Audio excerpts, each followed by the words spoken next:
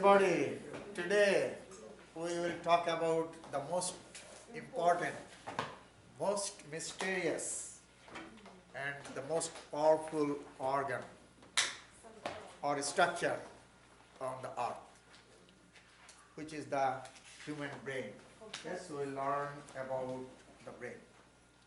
You know that your brain is located inside the cranial cavity, right, which is extremely dark.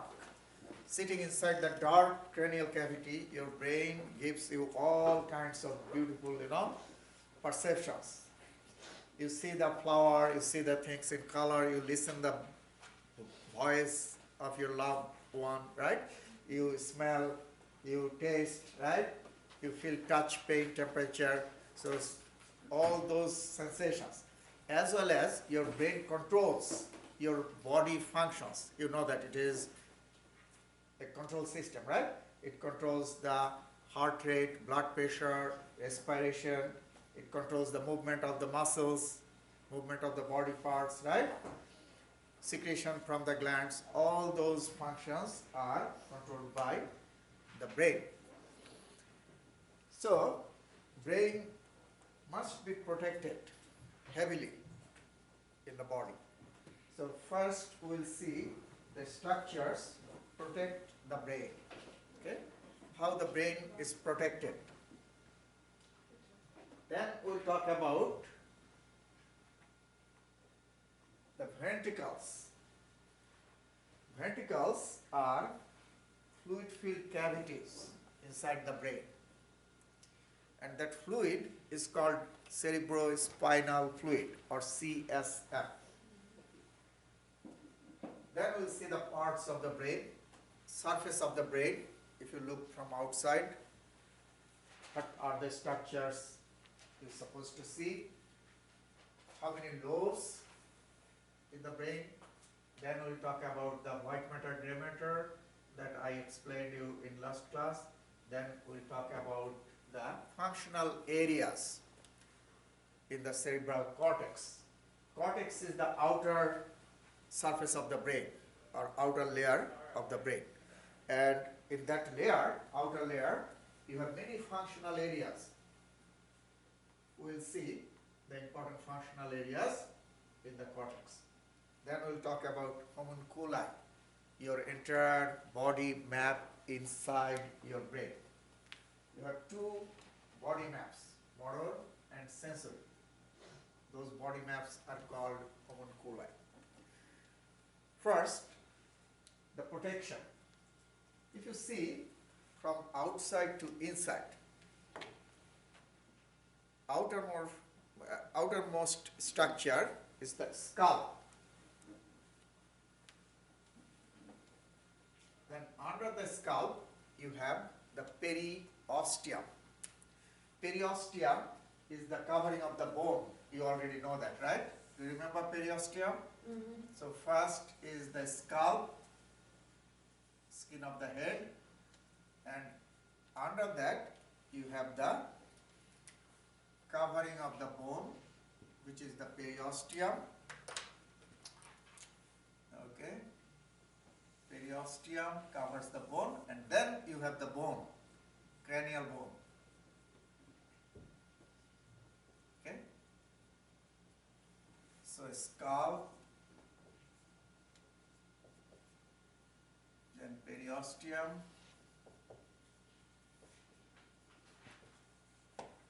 then cranial bone.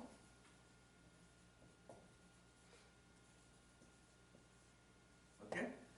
And then under the bone, you have the meninges. How many meninges around the spinal cord? Do you remember? Three. Same thing here. Outermost one is very thick and tough. That is the dura mater. The middle one is arachnoid matter, and inner one is thin, attached to the surface of the brain. That is the pia mater. So three meninges.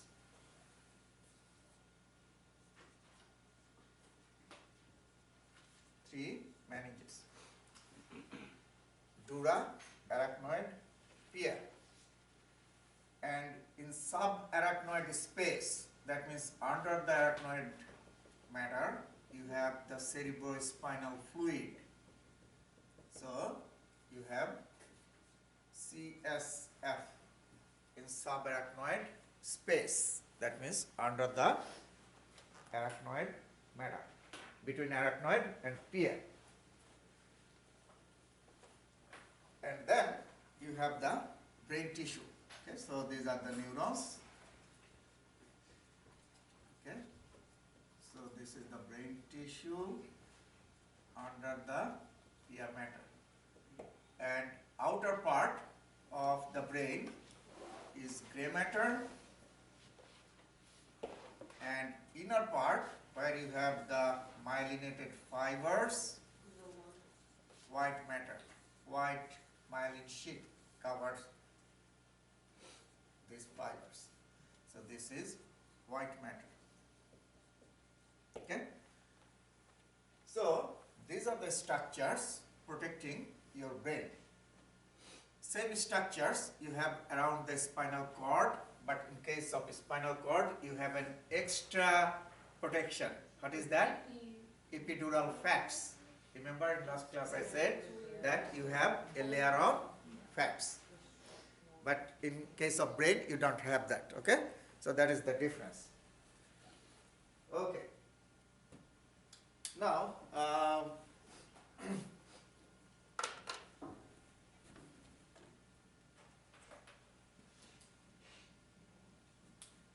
ventricles. Inside the brain, you have fluid-filled cavities. Those cavities are called the ventricles. Now, there are 4 ventricles. What are those 4 ventricles? 2 lateral ventricles, 1 third ventricle, and 1 fourth ventricle. So those are the names. How many lateral? 2. Total 4, right? And among those 4 ventricles, 2 are called lateral ventricles, 1 third ventricle, and 1 fourth ventricle. Now, those ventricles contain the cerebrospinal fluid, or CSF, and the ventricles are connected to each other. They are connected to each other. That means what? Fluid can move from one ventricle to another. Okay? So, the location of those ventricles inside the brain. Remember, those are inside the brain. But if you want to know the location, where they are located inside the brain, this is the view from the front. If you look this way, okay, you'll see 2 lateral ventricles like this. 1 third ventricle, 1 fourth ventricle. Okay? From the side, if you look from the side, these are the lateral ventricles. This is one, this is another. This is empty space inside. What is the fluid circling? Second? Is the empty space inside of the brain? What is the fluid? Fluid, yeah, fluid contains inside the ventricles, cerebrospinal. Okay, so these 2 are lateral ventricles, you see. From the front, if you see, these are the lateral ventricles. And this is the third ventricle here, and fourth ventricle is here. Now, you see here, the lateral ventricle is connected to the third ventricle by this tiny passage. And this one, same. And these are called interventricular foramen.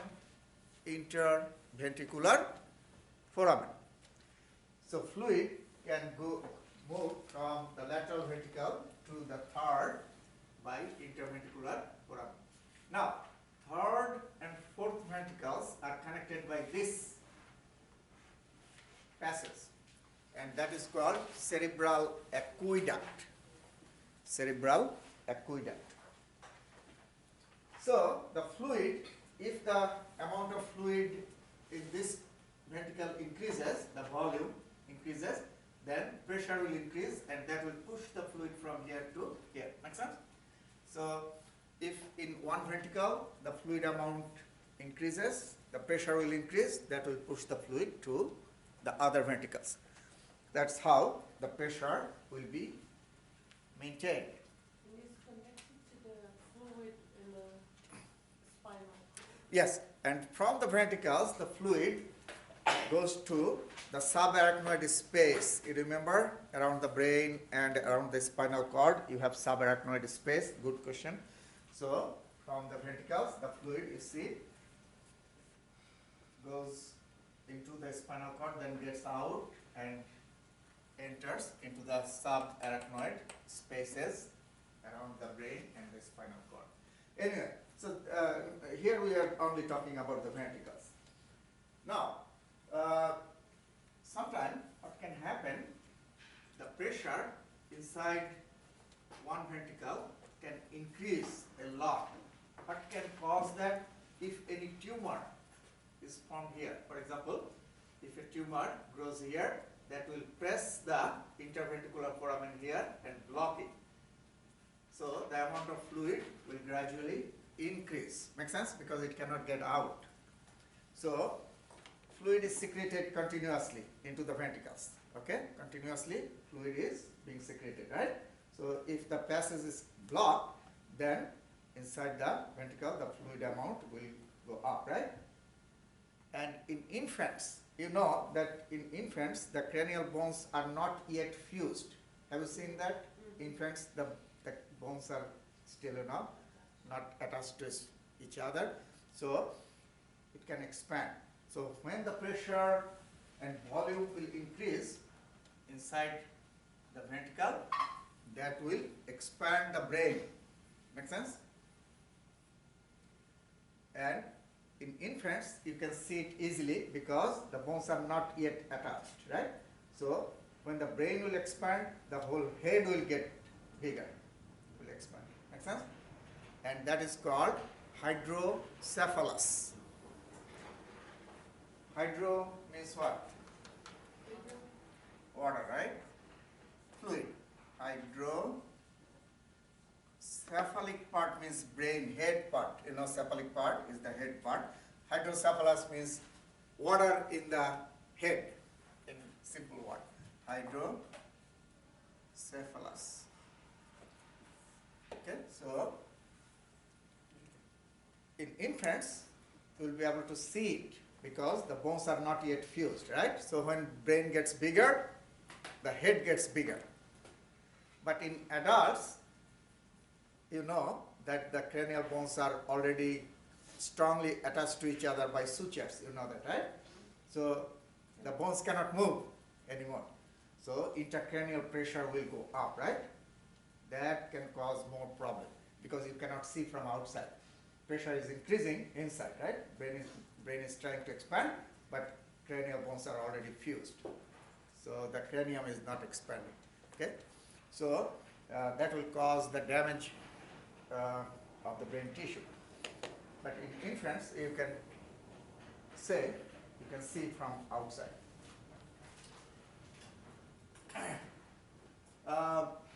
Source of the cerebrospinal fluid. Cerebrospinal fluid, as I have mentioned, is being secreted inside the ventricles. Who secretes the cerebrospinal fluid? A capillary plexus, that is called the choroid plexus, attached to the wall of the ventricle. And from that capillary plexus or choroid plexus, the CSF or cerebrospinal fluid is being secreted into the ventricles. Here you see lateral ventricle, and this is the choroid plexus. It secretes the cerebrospinal fluid. From lateral ventricle through interventricular foramen, it goes to the third ventricle, then through the cerebral aqueduct, it goes to the fourth ventricle. So this is the fourth ventricle, third ventricle is here, and lateral ventricle is here. Okay. Now you see from the ventricles, the fluid enters into subarachnoid space. Here, this is the arachnoid matter, this is the subarachnoid space. So there are apertures or openings, and fluid subarachnoid space around the brain and around the spinal cord. Okay? You see another cord plexus here, laxitive cerebrospinal fluid here. Parts of the brain. Your brain consists of 4 structures. What are those 4 structures? Your brain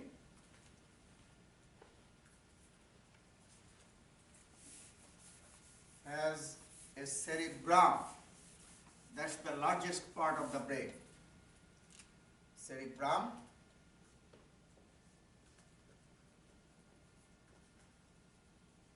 Is the largest part of the brain. And then you have a cerebellum. You have brainstem.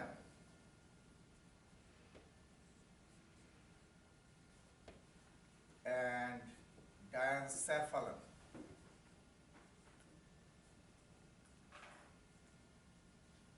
Diencephalon. Okay? So those are 4 parts of the brain. Let me show you. Let me get the brain model.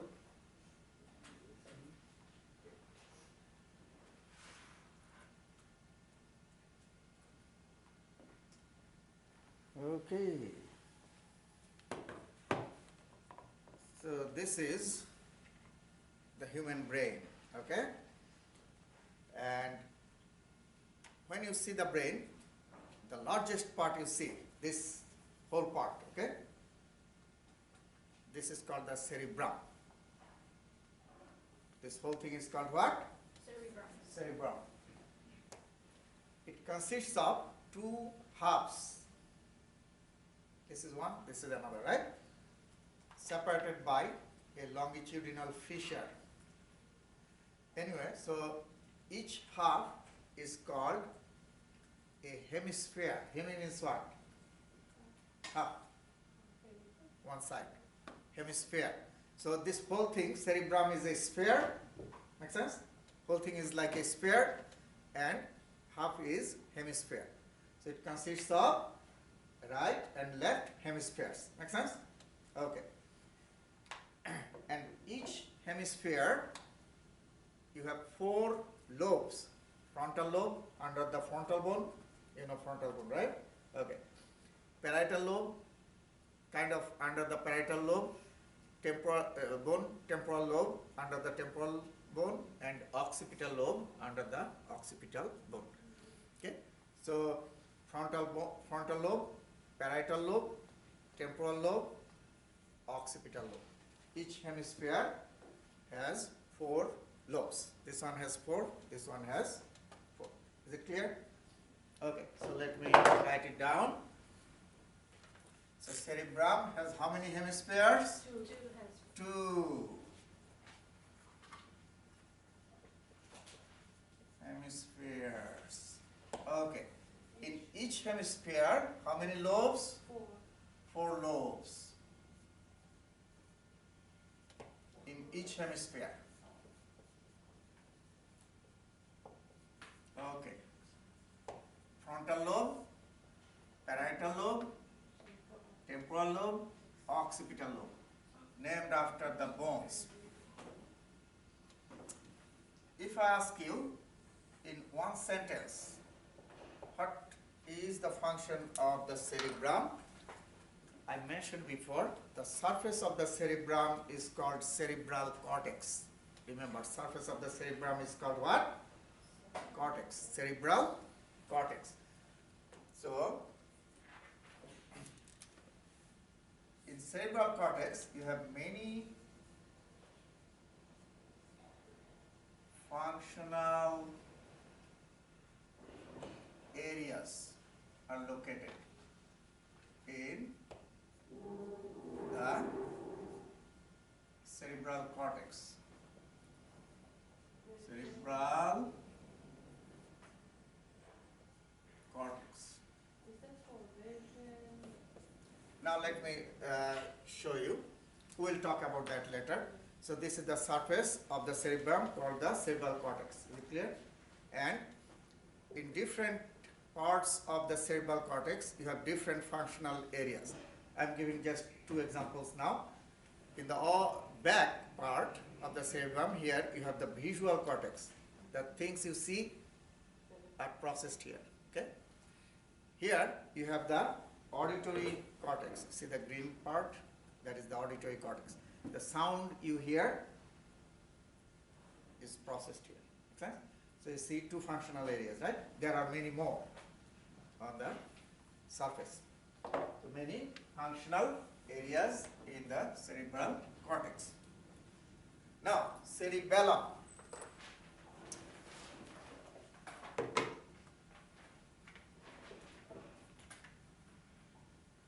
In the bottom of the back part of the cerebrum, that means below the occipital lobes, you have the cerebellum. So this is the cerebellum, another very important structure of the brain. The cerebellum is mainly responsible for balance and equilibrium, maintaining balance and equilibrium. Okay?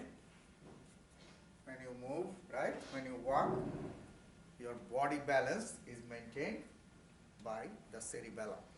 You know, sometimes you see in circus, these girls walk on the rope, right? Can walk on the rope. So their balance is very good. Their cerebellum is trained that way from their childhood, right? So you can train your brain to improve the function. Make sense? So if your cerebellum is smart, your balance is better. Make sense? Brainstem. Brainstem is the part that descends, goes down from the bottom of the brain.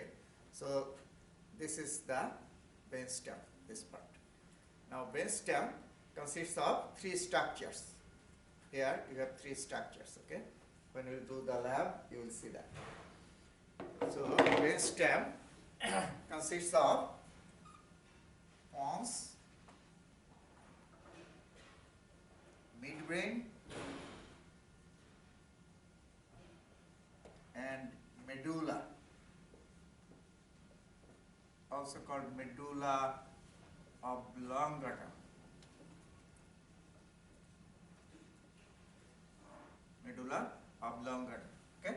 So three parts in the brainstem: pons, midbrain. Oh my gosh! He doesn't like my lecture. He lost his head. But angry. He lost his head. Lost his head. Yeah. Dead now. Broke his tooth.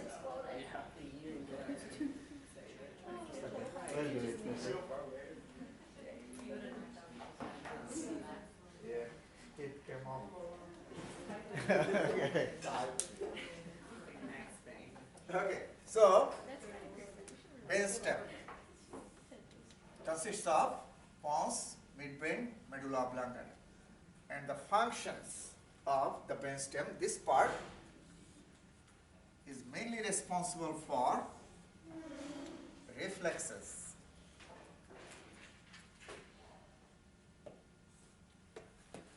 That regulates your heart,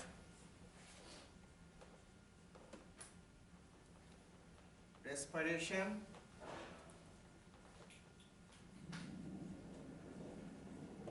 sneezing,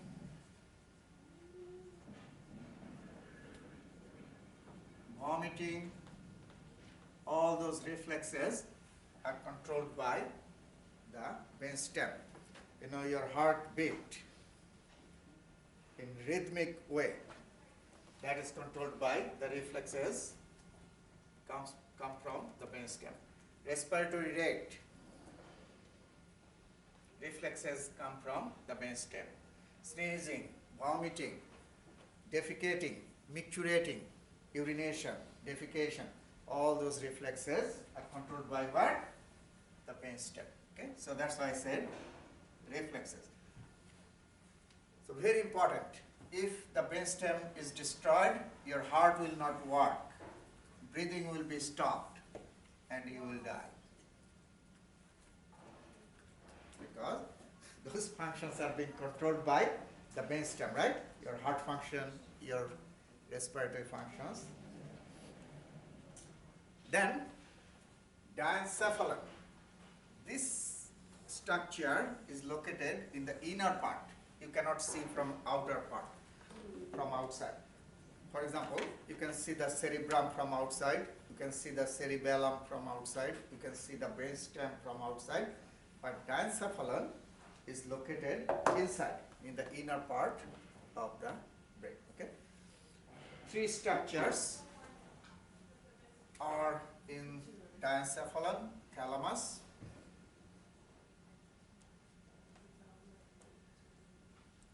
hypothalamus,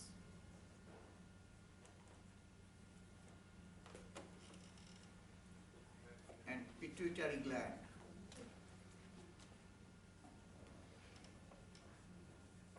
Pituitary gland. Okay? So these three belong to diencephalon. Now, all these three are very important structures. Thalamus is called the major sensory relay station. Major sensory relay station. Very important. All sensory signals. Do you remember in last class when I talked about the spinal cord, I said if I touch your skin, that signal goes all the way to the brain, right? And in different locations, the signal is relayed. Remember that? Because one neuron is not that long enough to take all the way. That's why you need relay. And the signal is relayed at different places, and finally, the final relay takes place in the thalamus. Final relay, like pain, touch, temperature, right? All those signals are relayed in the thalamus. Is it clear? Okay. Hypothalamus.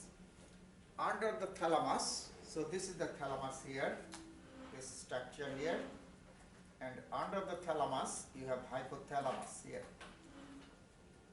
this area, okay? And in hypothalamus controls some very important functions. Hypothalamus controls the body temperature.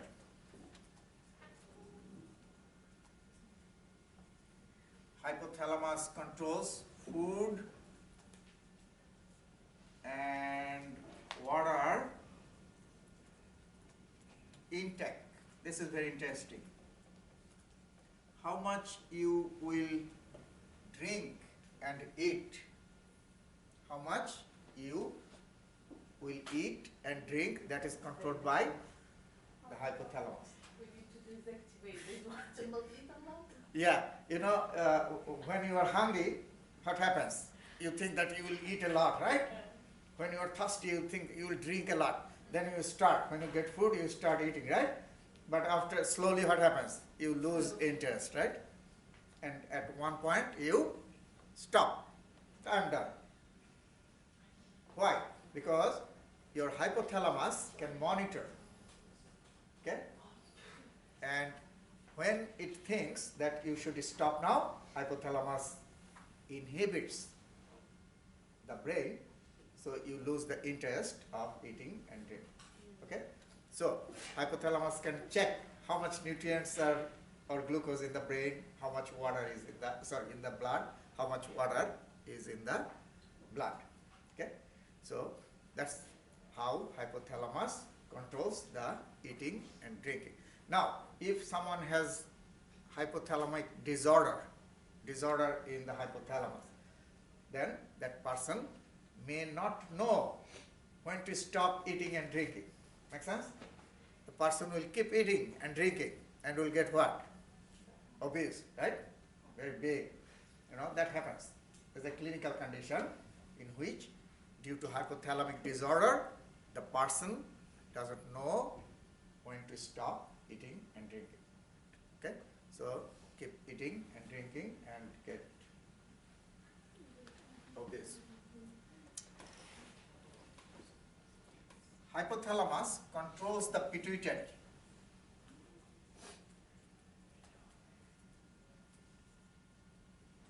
Pituitary is the master gland, right?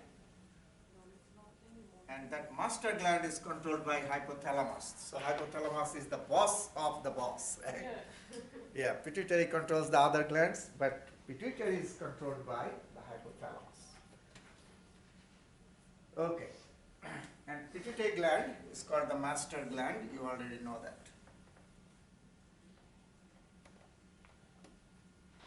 Master gland. So these are the parts of the brain and their functions. Okay? So let's quickly review. This whole thing is the brain, right? And when you see the brain, the largest structure that you see, that is the sphere called what? Cerebrum, right?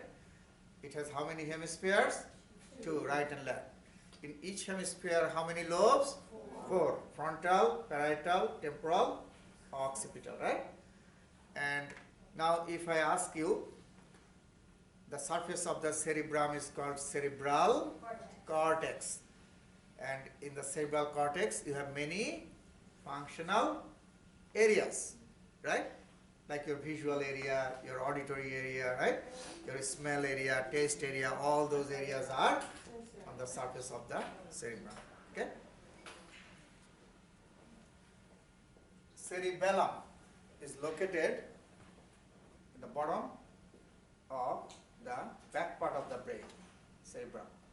And cerebellum is mainly responsible for maintaining balance and equilibrium. Okay? Yes. So that is another part. Now brainstem is this part of the brain. It has 3 structures in it, right? Midbrain, pons, and medulla oblongata. If I ask you, what is the function of the brainstem? Controlling reflexes. Is it clear? Now if I ask you, which reflexes? Most important 2 are what? Heart and respiration, breathing, right? Heartbeat is controlled by reflex, and respiration is also controlled by reflex, continuously come. Other reflexes are less important than those 2, like vomiting, micturating, defecating, sneezing, all those reflexes. Okay. Then diencephalon consists of the thalamus, hypothalamus, and the pituitary gland. Thalamus is called the major sensory relay station. Okay. Hypothalamus has a number of important functions. I mentioned how many? 3. Regulation of body temperature, food and water intake, controlling the pituitary gland. Make sense? Controlling the pituitary gland.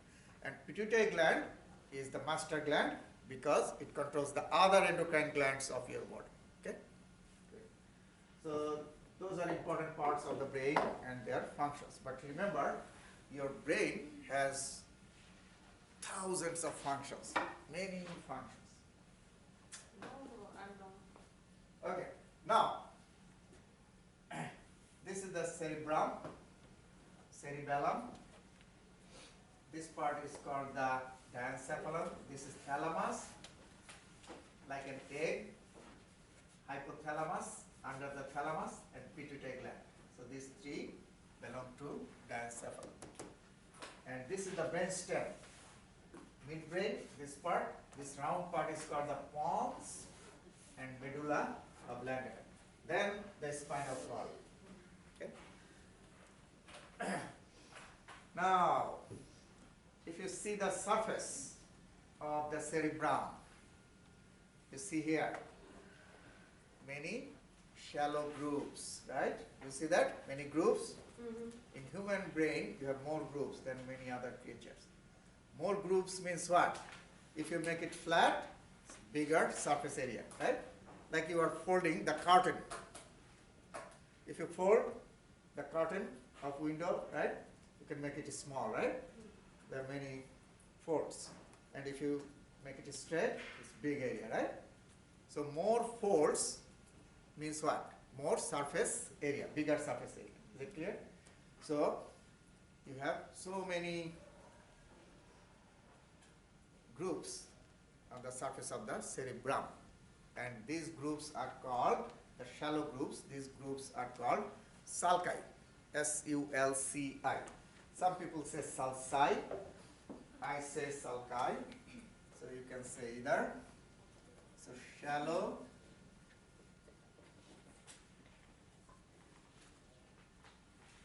grooves are called what? Sulci. This is plural. If I say indicate only one shallow groove, that is a sulcus. C-U-S. This is singular, this is plural. Okay, so you have many sulci. And you also have few deep grooves. Only few. And the deep grooves are called fissures. Fissures. Okay? So, on the surface of the cerebrum, you have many shallow grooves. Those are called what? Sulci. Yeah, plural. And deep grooves are called what? Fissures. Now, if I just make a cross section, like cut like this, what I'll see shallow grooves,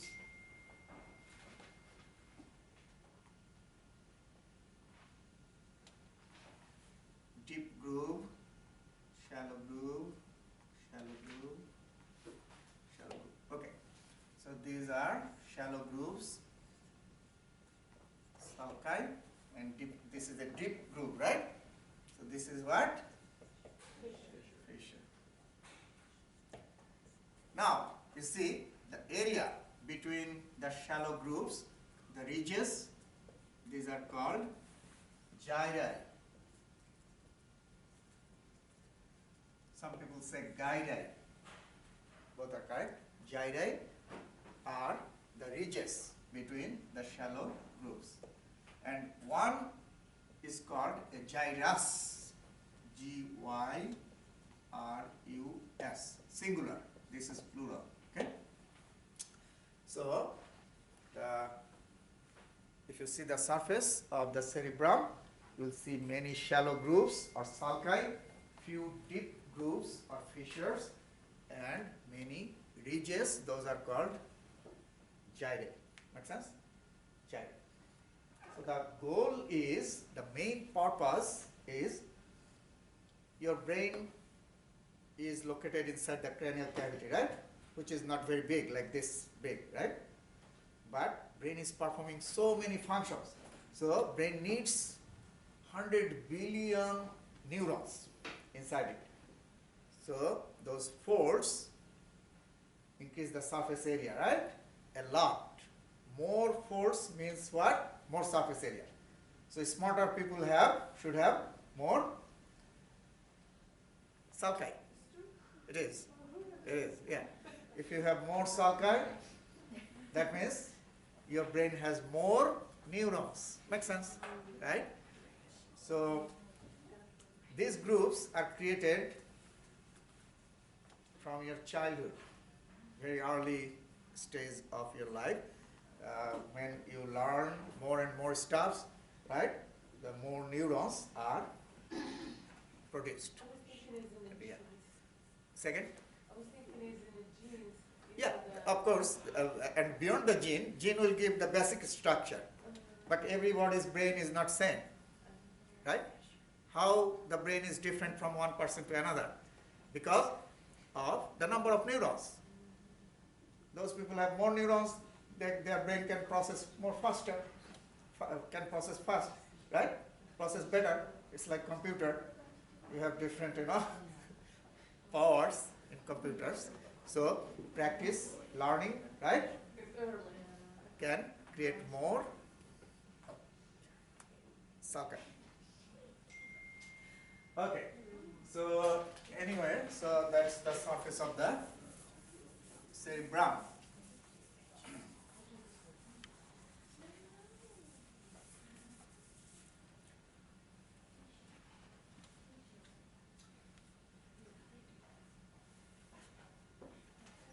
This is one important sulcus that is separating the frontal and parietal lobes. And this sulcus is called the central sulcus. Between, it is separating here, frontal lobe and parietal lobe, central sulcus. And another sulcus is here, that is called the lateral sulcus. You see here, lateral sulcus. This is the temporal lobe. So lateral sulcus separates the temporal lobe from the lobes above. That means from frontal and parietal. Okay.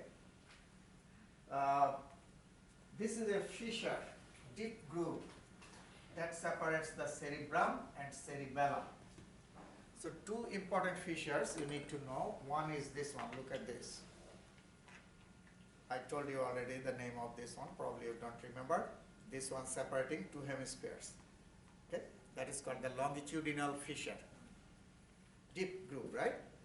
And this is another one here. Cerebrum and cerebellum are separated by transverse, going this way. Make sense? This is longitudinal, and this is what? Transverse. Okay. So those are two important fissures or deep grooves. And you remember, I showed you, when I showed you the protection of the brain, I told you the outer part of the brain has many neurons, and that is the cortex, and inner part has many myelinated fibers, that is the white matter. Okay, so this is gray matter, this is white matter. So if you cut the brain, the outer part is the gray matter, where you have many cell bodies of the neurons, and inner part is the white matter, where you have the myelinated fibers. Okay. So this is the cortex, outer layer. Okay. Surface. Now, in the cerebral cortex, you have many functional areas. Many. We will just see few of them. One, I already mentioned, all the way in the back, you have the visual cortex, primary visual cortex. So when you see something, the signal is taken here. From the eye to all the way to the back of the brain. Make sense? Where you have the primary visual cortex.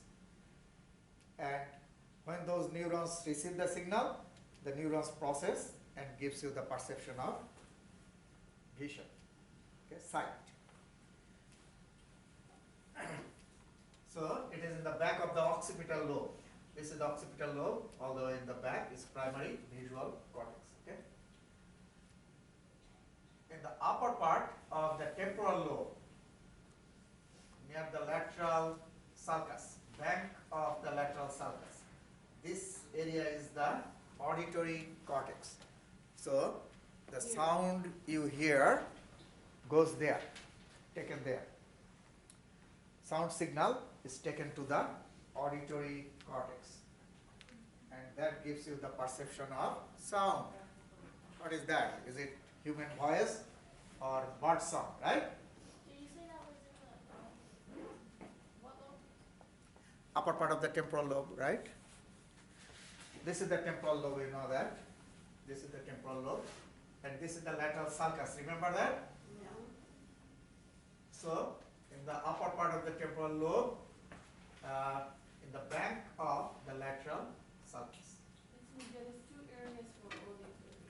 Yeah, now, you see, primary is one, and secondary, you have, around that, you have other areas, those are also processing the auditory signal, okay? So those are secondary auditory cortex. So primary is the main one. Here, you see this is the primary visual cortex, and this part is the secondary visual. Why? Visual, when I say visual, you see something, right? But you see so many things in one picture. You see different colors, right? So color is one thing. You see the distance, right? Different things are in different depth, distances, right? That should be processed separately. Color should be processed separately, right? Texture, all those information, right? In one site. You have so many cues. So that's why you have secondary areas. Make sense? After primary